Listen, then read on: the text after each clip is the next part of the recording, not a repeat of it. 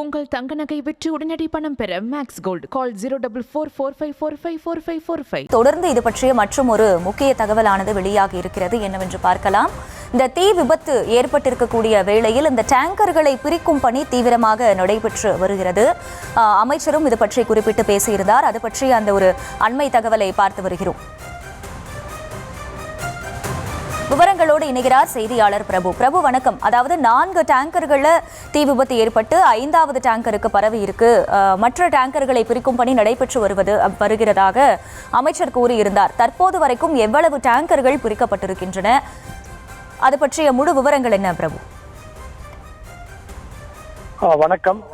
அதாவது சென்னை துறைமுக பகுதியிலிருந்து 52 பெட்டிகளில் டீசல் ஏற்றிச் சென்ற டேங்கர் ரயிலானது தற்பொழுது திருவள்ளூர் அருகே தடம் புரண்டு விபத்துக்குள்ளானது. இந்த விபத்தில் தீப்பற்றி தற்போது கொழுந்துவிட்டு எரிந்து வரும் காட்சியையும் நாம் காண முடிகிறது.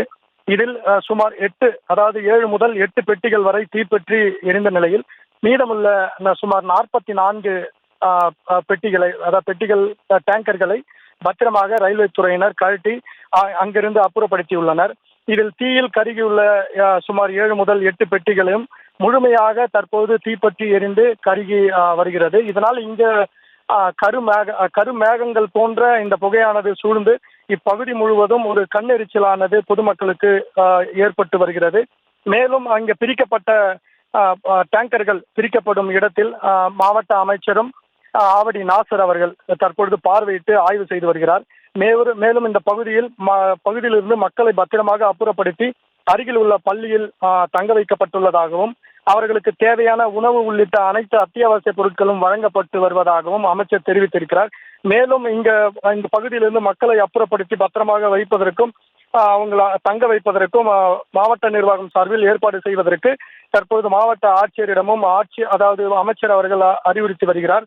இதிலிருந்து 52 பெட்டிகள், 52 டேங்கர்களுடன் டீசல் சென்ற அந்த சரக்கு ரயிலானது தடம் புரண்டு விபத்துக்குள்ளானதில் பத்திரமாக 44 டேங்கர்களை தற்பொழுது ரயில்வே துறையினர் அதிலிருந்து கழட்டி பத்திரமாக மீட்டுள்ளனர்.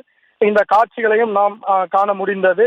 இதனால் 7 முதல் 8 பெட்டிகள் வரை, 7 முதல் 8 டேங்கர்கள் வரை தற்பொழுது தீ பற்றி எரிந்து வரும் காட்சியும் நாம் காண முடிகிறது. மக்களை பத்திரப்படுத்துவதற்காக இங்கிருந்து அப்புறப்படுத்துவதற்கான ஏற்பாடுகளையும் அமைச்சர் நேரில் பார்வையிட்டு அதனை ஆய்வு செய்து மாவட்ட நிர்வாகத்திற்கும் பல்வேறு அறிவுறுத்தல்களை வழங்கி வருகிறார்.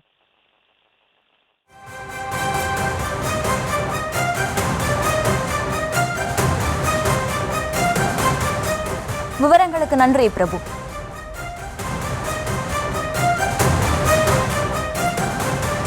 உங்கள் தங்க நகை விற்று உடனடி பணம் பெற மேக்ஸ் கோல்ட் கால் 04445454545.